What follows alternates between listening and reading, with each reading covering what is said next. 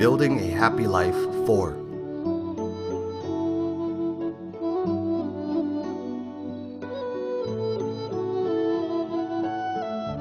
Speaker, Teacher Tsai Lixu.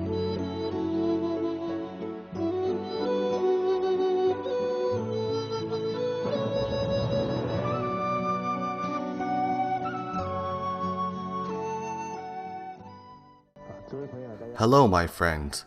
Good afternoon, everybody. This morning, we mentioned that one's attitude to learning at the very beginning is crucial, and the foremost element of learning is to set aspirations. Only with firm aspirations can we have the infinite drive for continuous progress. Secondly, it is vital to apply what we have learned. We now want to learn Chinese traditional culture and sages' teachings. There is no need to worry if it is too late or not. In fact, what is most important is that we put each teaching into practice as we learn it. Many people say, after I have learned it properly myself, I then teach my children, or I will help others after I have practiced well myself. Can we afford to wait until we have learned well? No, too late. Now, if we put each teaching into practice as we learn it, this attitude alone will absolutely move and influence our children and students. Many of our teachers previously had little exposure or familiarity with Chinese traditional culture.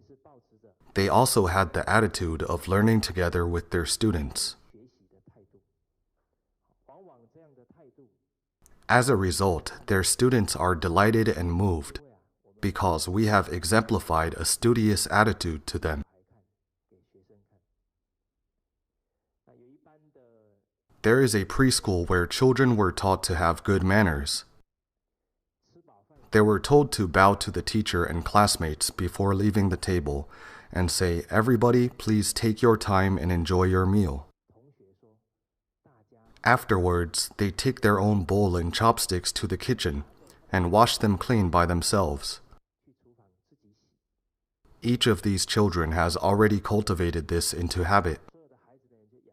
Their teachers also do the same. Whenever the teachers finish their meals, they also bow and say, "Everybody, please take your time and enjoy your meal." Every child will have an understanding smile on their face. My friends, why? These children must be thinking in their hearts, our teachers are just like us. They have to follow the same rules and have good manners as well. When we lead children by example and practice what we preach, the results will be extremely good. One time, one child was still eating while every teacher and classmate at his table had finished. He stood up after finishing eating, facing directly at the tables and chairs, bowed deeply and said, "Everybody, please take your time and enjoy your meal." All of the teachers, upon seeing this, couldn't help but laugh. We can feel that this child has a very honest attitude towards learning because he put each rule he learned into practice.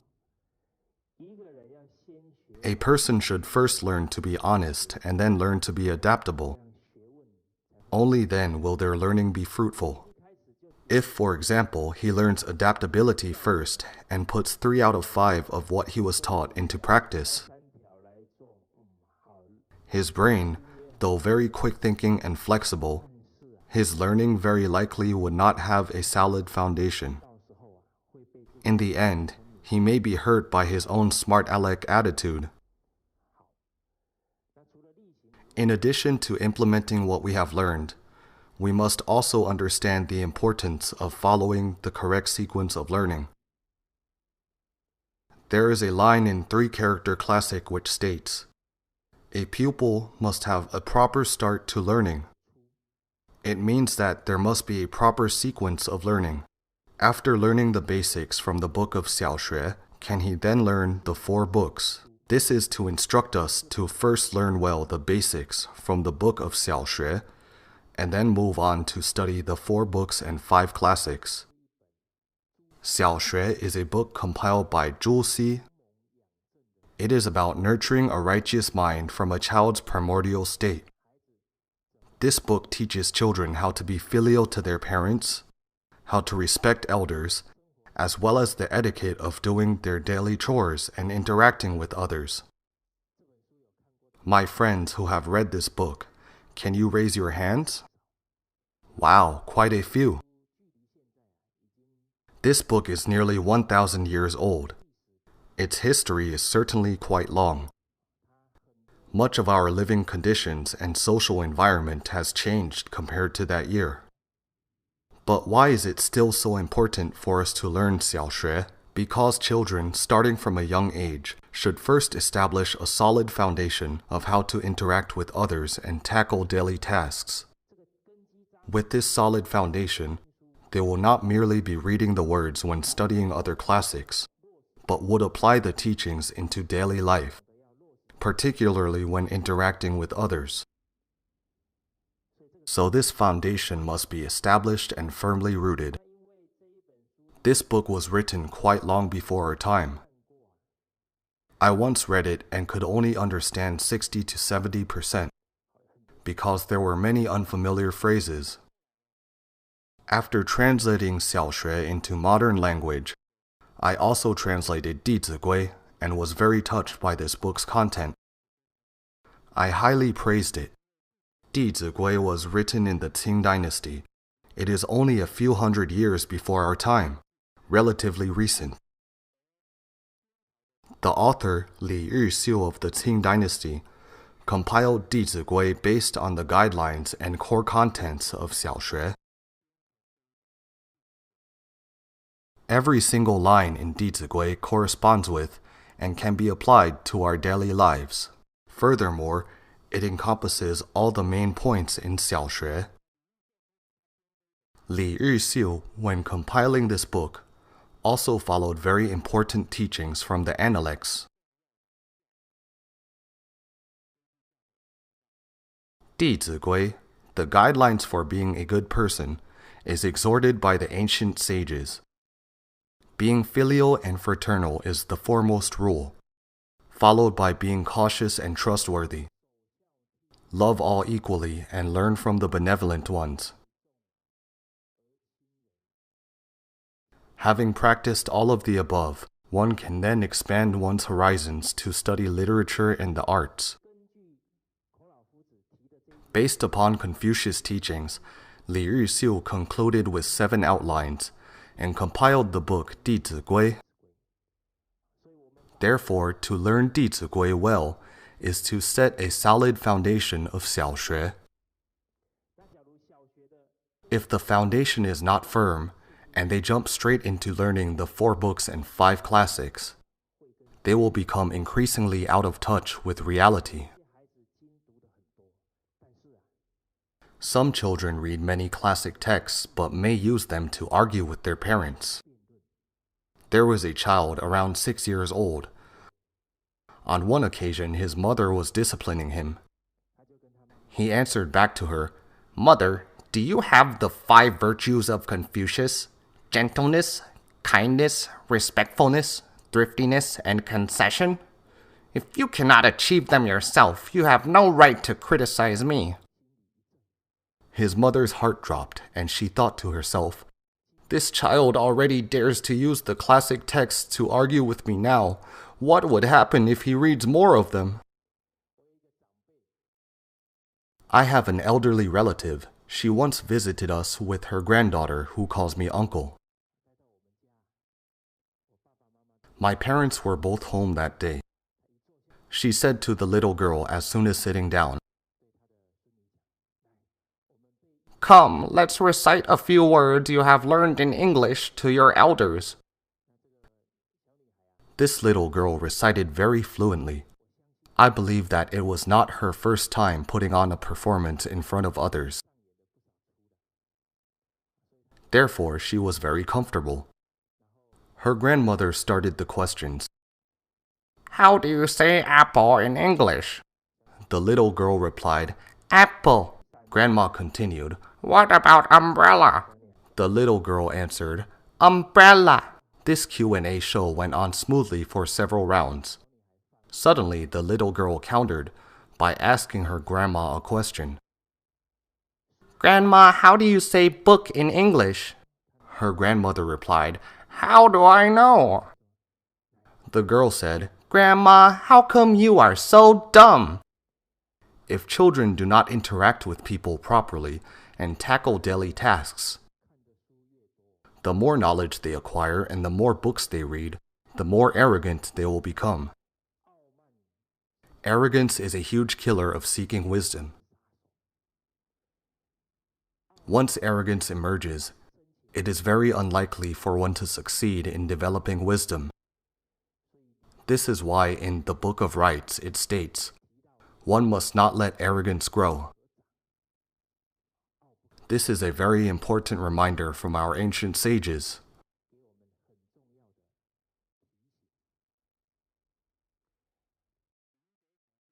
Over the course of his lifetime, Lin Zexu summarized 10 futilities. If a person makes these 10 mistakes, then his entire life will become meaningless. First, if one is unfilial to one's parents, it is futile to pray for divine blessings.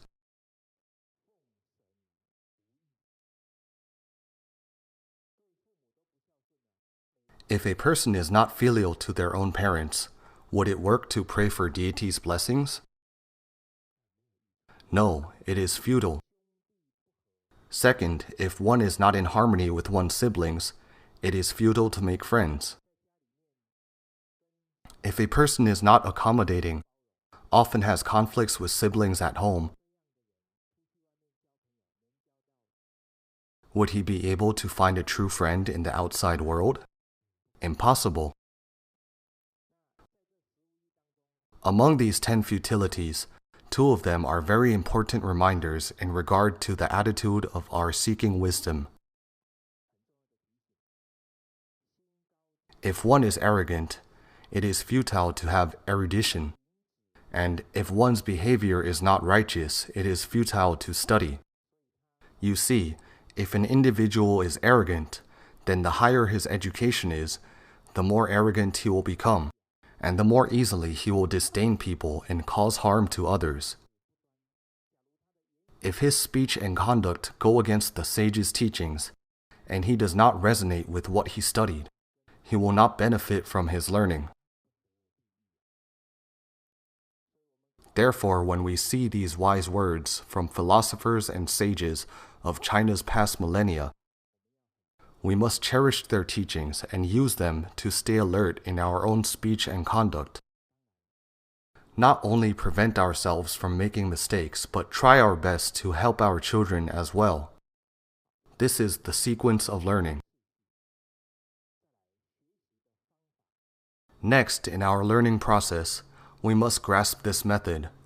That is, delve deeply into one subject and persevere with it. Which subject is this?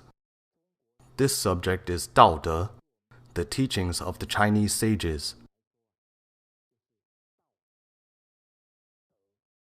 These 2 characters alone encapsulate the entire guiding principle of the ancient Chinese sages' teachings over the past few thousand years. Once a person grasps the guiding principle, it becomes easy to maneuver the rest. Dear friends, what is Dao? What is De? Let us turn to page 2. There is a sentence at the bottom.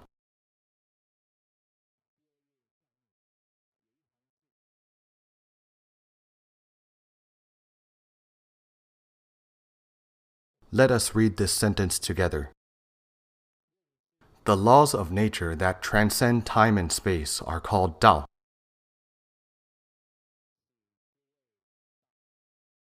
Next sentence. Teaching humankind how to follow the laws of nature and not transgress the laws is called De.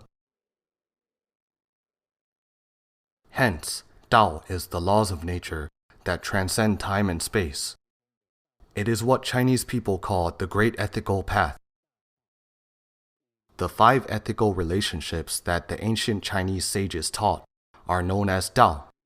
When everything in the universe follows its own trajectory of moving, there will be no conflict.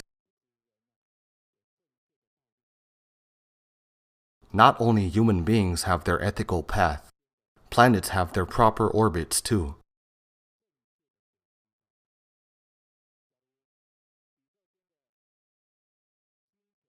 Would it be alright if the planets did not follow their rightful orbits? Certainly not. If Pluto said, "I do not want to follow this orbit anymore, I will change it tomorrow," once it changed its path, it would lead to collisions with other planets.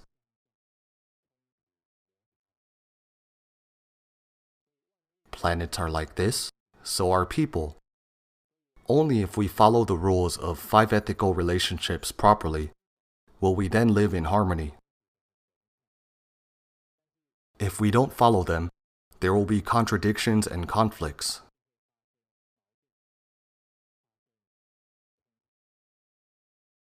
My dear friends, do we see conflicts amongst the 5 relationships nowadays?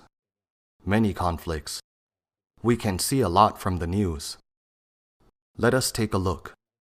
How can we not cross the line of the 5 ethical relationships, and how do we manage them earnestly? My friends, which of these relationships do you think is the most important? All are important. However, the doctrine of the mean states, the Tao of becoming a virtuous man starts from the ethical relationship of husband-wife. So the spousal relationship is far influential. But why is the spousal relationship most important? It is because husband and wife live closely in the same room. If they live in harmony, children who are brought up in such an environment will naturally be close to their parents. This good example will also foster a harmonious relationship between siblings. The way that a husband and wife treat each other indeed has a silent instilling influence on children. Once the relationship between husband-wife is harmonious, their children will also have harmonious relationships among siblings. When a child is close to his parents, he will recognize and be grateful for his parents' toil and efforts. In turn, his gratitude will be naturally applied to others. As a result, when he encounters leaders and elders who care for and give him useful training, such a grateful child will naturally give rise to the sense of righteousness between superiors and subordinates. His loyalty will naturally be developed. There is a famous ancient Chinese saying, "Loyal subordinates come from families with filial children." This sentence makes great sense. Nowadays, job hopping is especially common. Many people do it only for their own profit. They do not consider their leader's effort in nurturing their abilities over the years. Some of them even hop to a competitor, competing with their previous company. There should be righteousness between superiors and subordinates. If siblings get along well, helping and looking after one another, they will naturally reveal fraternal love to their classmates and coworkers, hence building good friendships with others. Therefore, once the relationship of husband-wife is harmonious, all of the 5 ethical relationships will become proper and harmonious. Teaching how to handle the husband-wife relationship is a very important knowledge.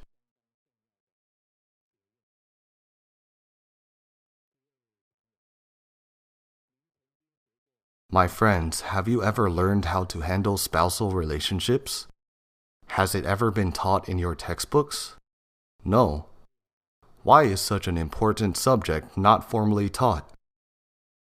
All of the questions that we answered in our examinations have not had much impact on our lives, but we studied them for a long time. In contrast, we have never learned about something that has a big impact on our lives. When it comes to a husband-wife relationship, we should keep this phrase in mind: make a cautious start. Even before marriage, we should keep our eyes wide open and choose the right partner. Of course, while you are choosing others, others are also choosing you.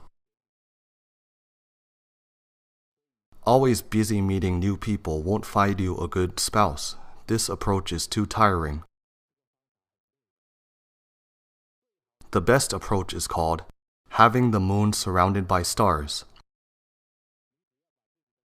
As long as you brighten your own aura, stars will naturally gather around you. Then you will have many choices. This is the wisest way of finding a spouse. Husband-wife should have a cautious start. They must clearly discern if this person is suitable to be a lifelong partner. This is not something to be taken casually. Where do young men and women nowadays learn about romantic relationships? Often from love songs. But what portrayal do most love songs give concerning romantic relationships? Misery, like a matter of life and death. Right? It seems as if a person cannot be called a young fellow if he suffers no misery. They feel that it is a wasted youth if a youngster is not frivolous. Can we really regard this as love? As soon as I noticed this trend, I was very cautious when teaching the 5th and 6th grade.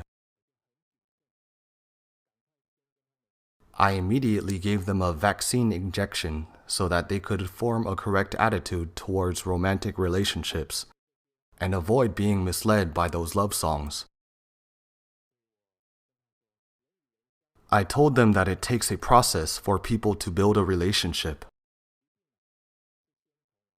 This process must start from being acquainted with one another, then get to know each other afterwards, which is mutual understanding. Following that, cherishing for the affinity of each other should be developed, and finally, should they fall in love and get married.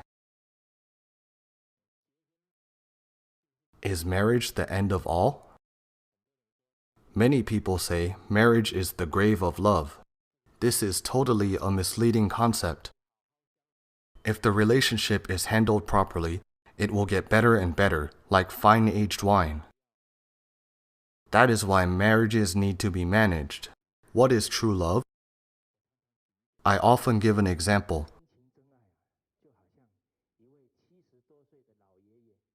True love is an old man in his 70s holding the hand of his 70-plus-year-old wife, taking a walk in the park.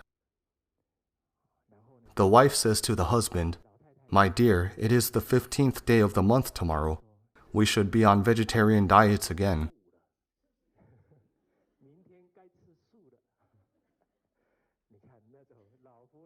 You see, genuine love can truly be seen in old couples who cherish each other. The fire-like love certainly does not have the same energy, and it is easily subject to change. So we must teach our children there is a proper sequence for romantic relationships. If, for example, a man had just met you today, and he immediately said to you, "I love you so much," what must this be? Surely he is trying to trick you. This does not follow the natural order. It is surely false. Or if he told you, "In this lifetime I will not marry anybody but you," you should quickly raise your awareness. What is he doing? He does not even know what kind of person you are and knows nothing of your attitude towards other people or daily life. Yet he is saying that he likes you very much. What is this called? It is cunning sweet talk. From acquaintance to knowing, we should keep very calm during this stage. For example, if you are interested in someone, you should then observe him carefully. Pay attention to how he interacts with his colleagues and friends. Such observations will be more objective and help you truly understand his attitude in dealing with people and matters.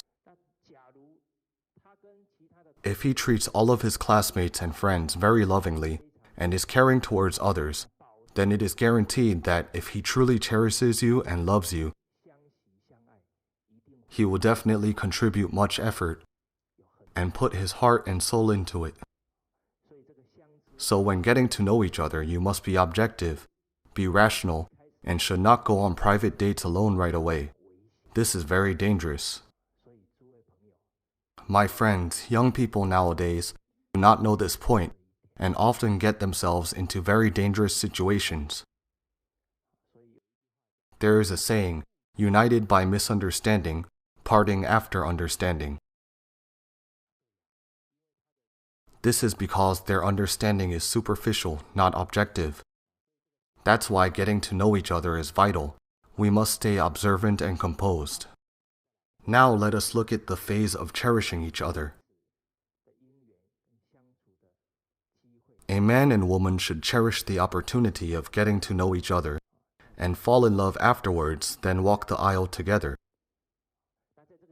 However, there is a crucial element in this process. That is, the two must establish a common understanding before marriage.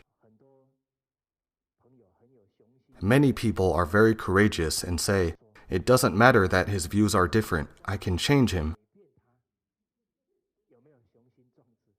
Is this courageous? There are quite a few people like this.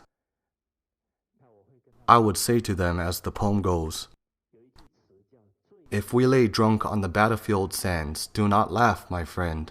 Since old times, how many have survived to return home when the battle ends?" If you intend to change someone, the probability of success is very slim. It is because at the age of 20s and 30s, the habits and character of a person have been set.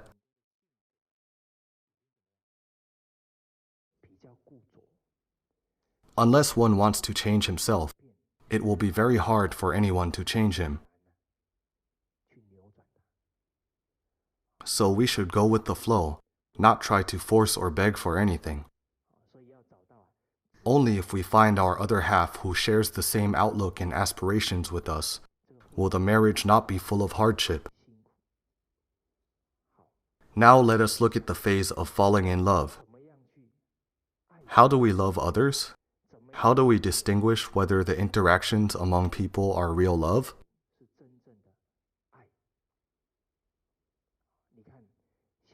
You see, nowadays people use the word love to threaten others. They say, "I love you so much, you should do this and that for me." When a person does not understand what love really is, it is very likely that he will misuse love to control others and cause them distress. Let's take a look at the traditional Chinese character of love, ai. In the middle of the character, there is heart, xin. It is embraced by the word to feel, shou. Therefore, love is to feel with one's heart.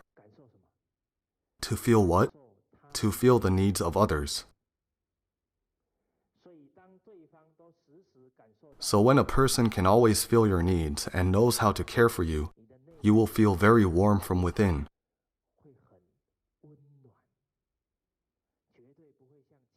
It will certainly not be as miserable as those love songs describe.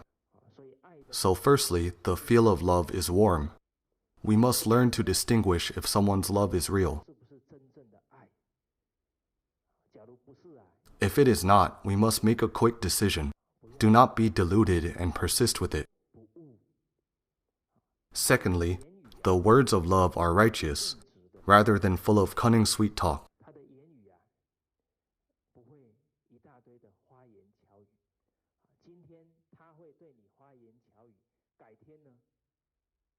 If someone talks sweet and flatters you today, they could do the same to others tomorrow. In fact, a man who does not utter much sweet talk is most reliable, because he does not waste energy and intentions on sweet talk.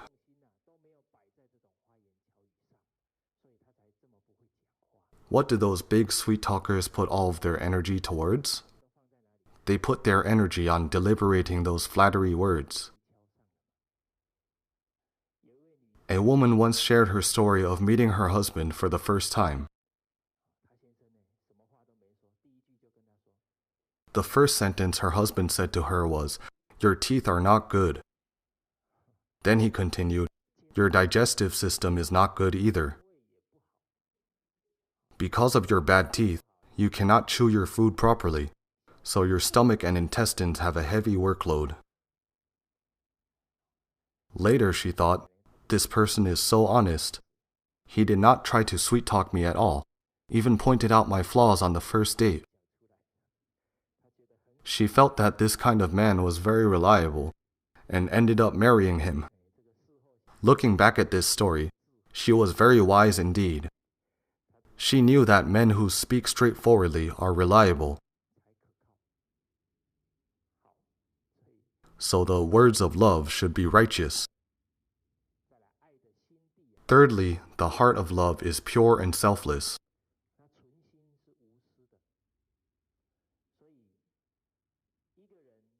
A person who truly cares for and loves others should hold the same attitude towards his parents, wife, children, friends, even strangers.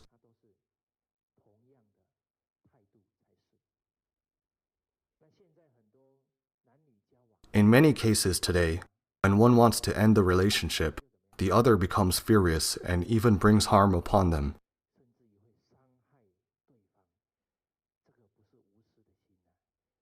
This kind of heart is not selfless.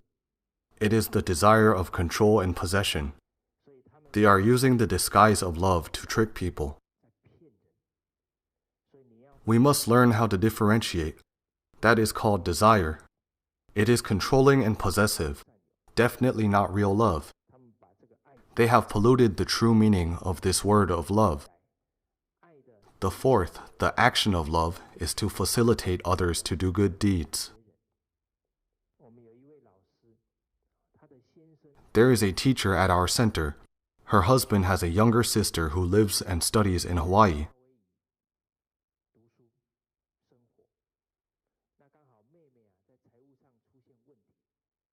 One time, his sister was experiencing some financial hardship, and this husband told her, "We have saved a bit of money over the past 2 or 3 years. Now my sister is going through some hardship. I want to transfer all of our savings from the past few years over to her." My friends, if your husband said that to you, what would your response be? How come nobody answers? This teacher immediately responded to her husband, "I am very touched that you look after your younger sister so selflessly. I believe that your parents would be very comforted. I support your decision.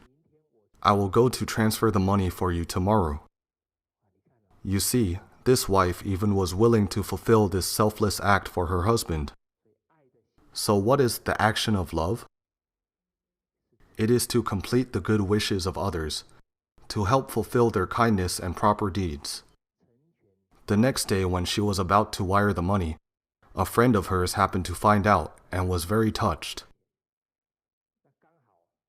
This friend said, "You don't need to make the trip. I will wire the money for you." She was very familiar with the bank.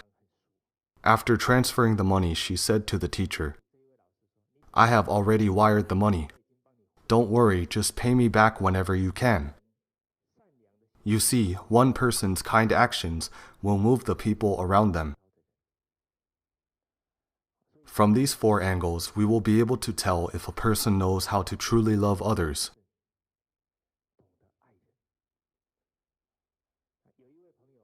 One of our friends in the audience once suggested, "Teacher Tsai, there should be one more criteria added.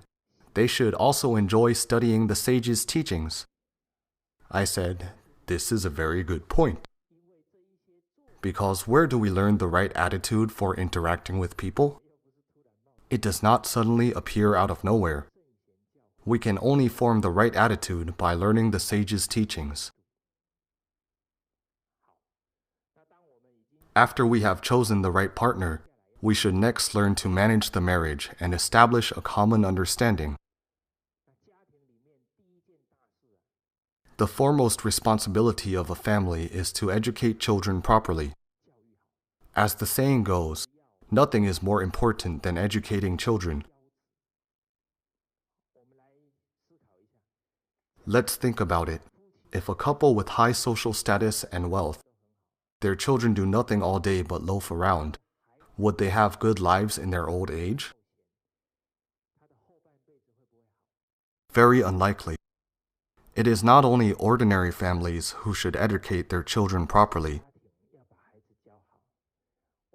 Even the emperors in the millennia of Chinese history recognized the importance of educating the next generation properly. So after becoming an emperor, what was the first thing they did? Choose the heir to the throne. Every emperor would hope for his dynasty to enjoy long-standing peace and stability. Only when the crown prince was upright and behaved properly could their entire kingdom be governed properly. So those emperors would invite the best teachers in the country to teach their children. Only if the husband-wife have this common understanding will they cooperate well. Among the 5 ethical relationships, the husband-wife relationship is defined as husband and wife have different duties. Husband-wife is Dao. Having different duties is De.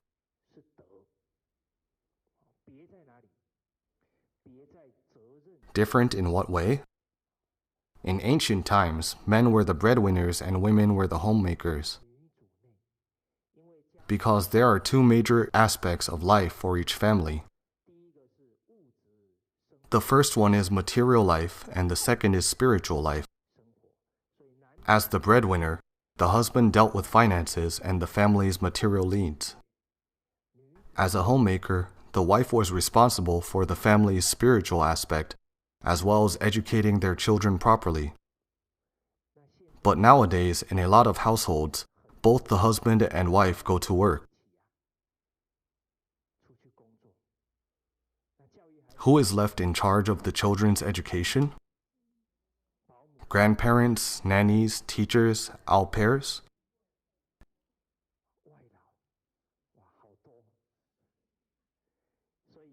Nowadays, there is a new phrase, substitute parents, such as teachers we just mentioned.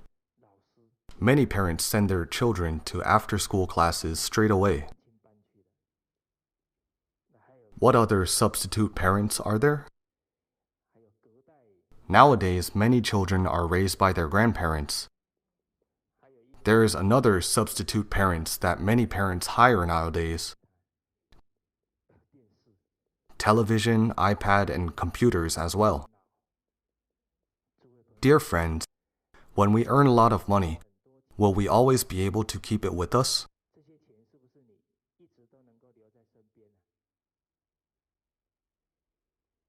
We must understand, our wealth has 5 owners. Flood is after it, fire is after it, corrupt officials, thieves, and robbers are all after it.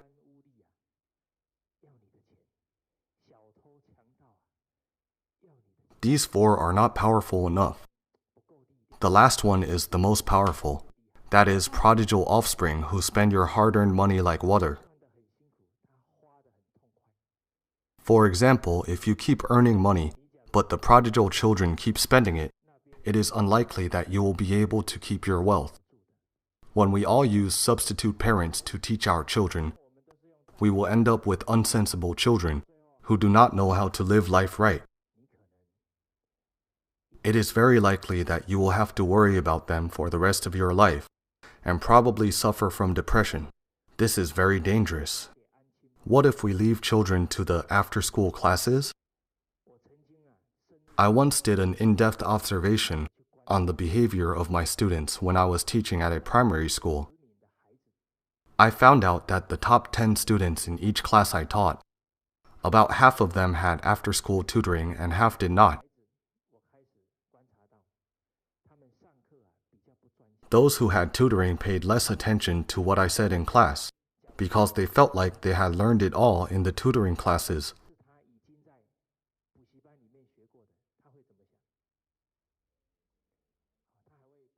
They would even brag to the classmates next to them, "I have learned all this."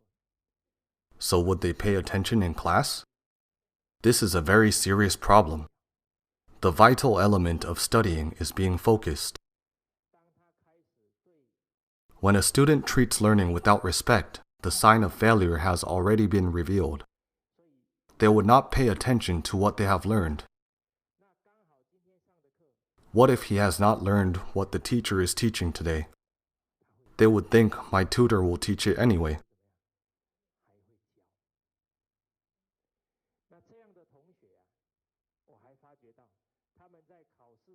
I also noticed that those students kept reading a few pieces of paper before every exam. What papers were those?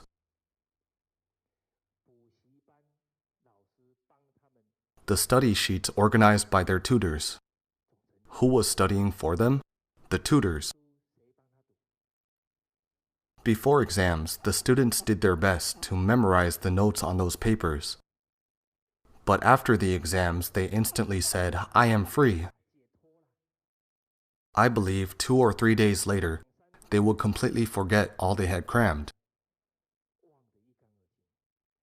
As for the rest of the top 10 students who did not have tutors, worked in pairs. I have highlighted important areas of my studying. Let me ask you to see if you know it, and later you ask me what you have highlighted, okay? They honestly and diligently figured out the important areas to study by themselves. In doing so, they were also developing the skills of acquiring knowledge and wisdom.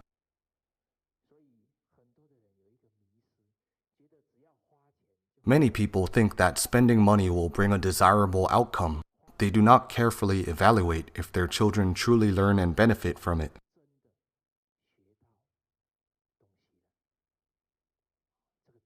So after-school classes is the first case that we must contemplate.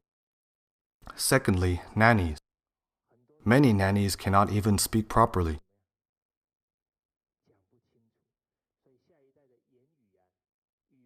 Consequently, the language skills of the next generation are going downhill. My friends, a child's language skills are the foundation of all other subjects. If he cannot grasp them properly, he will find it difficult to learn other subjects. The problem is not just about language, but also about nannies' attitude towards children. Do they treat children the same way as a parent would? Surely not.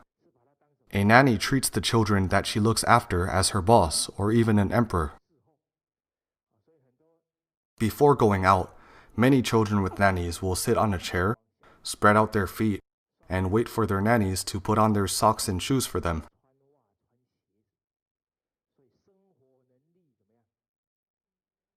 Their life skills become very poor.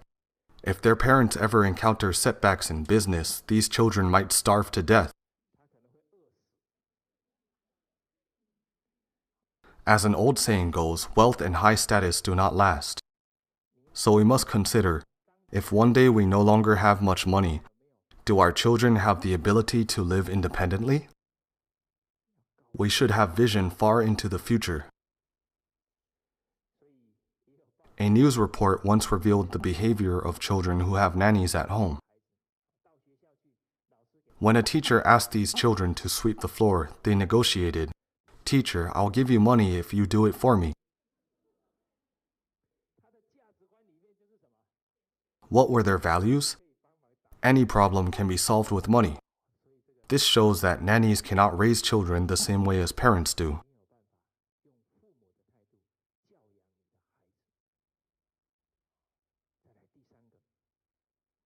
The third situation, being raised by grandparents.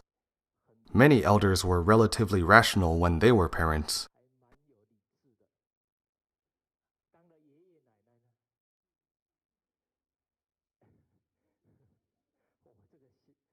However, as grandparents, seeing their children so lovely, they spoil them. My mother, when she was educating my sisters and me, really had principles.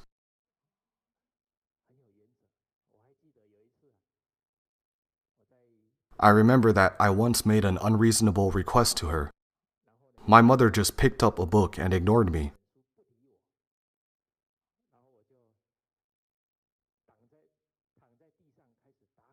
I started to roll around on the floor, throwing a tantrum to get what I wanted.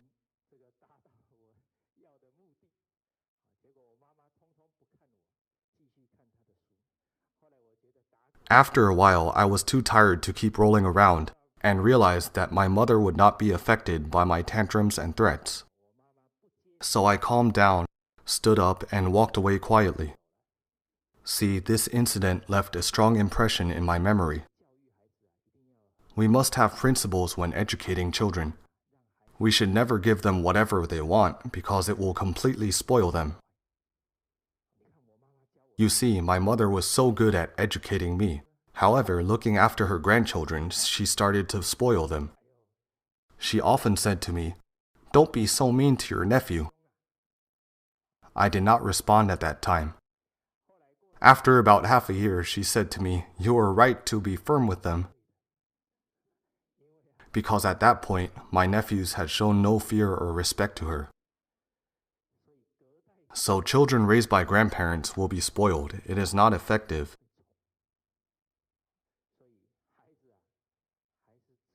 Therefore, children are best raised by parents. Now, raising children with TV and computers, it is even worse. Most of what children learn from them is greed, resentment, ignorance, and arrogance.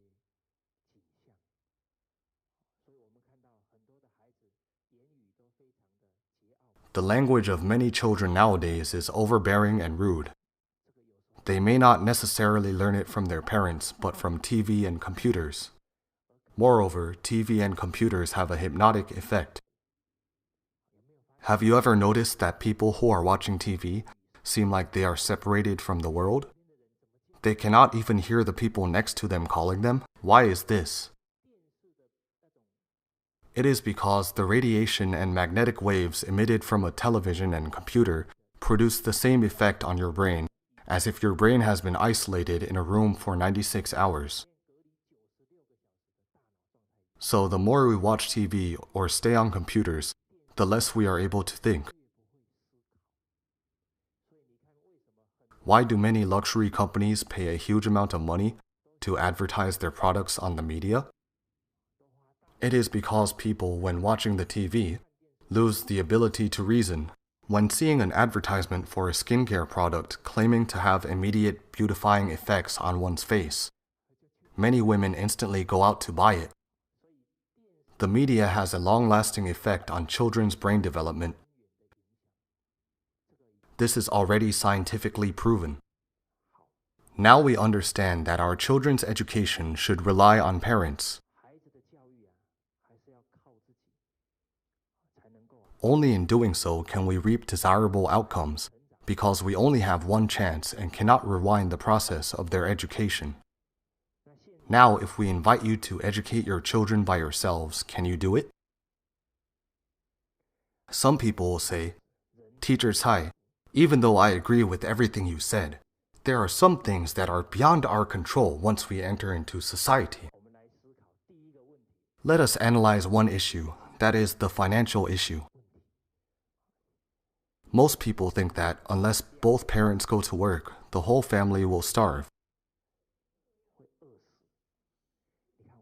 You see, we always make presumptions.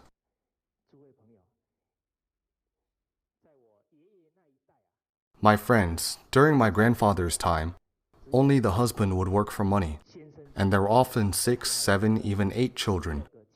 Did they starve to death? No. Nowadays, many families have both parents working to raise one child and still worry about starving. What is the problem? The problem is that we have not grasped the core attitude of managing a family, being thrifty. A Chinese idiom goes, "Thriftiness is the root of managing a family." As long as we are thrifty, do not spend lavishly, the amount of money earned by one parent is actually enough to raise a family. When there is only one parent earning money, the whole family leads a hardworking and thrifty life. What kind of attitude will a child develop? A very hardworking and thrifty attitude. You have put your children in an invincible position, and they will not become slaves to materialism. The next class, we shall take a look at the financial aspect of a family life. For MP3 and full transcripts, please visit mahayanapureland.org.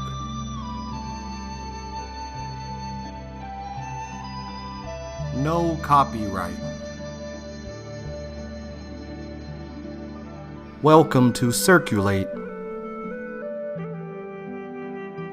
Infinite merits to propagate.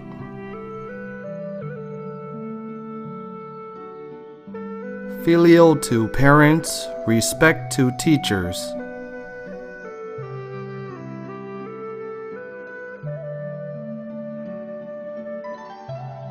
See you again.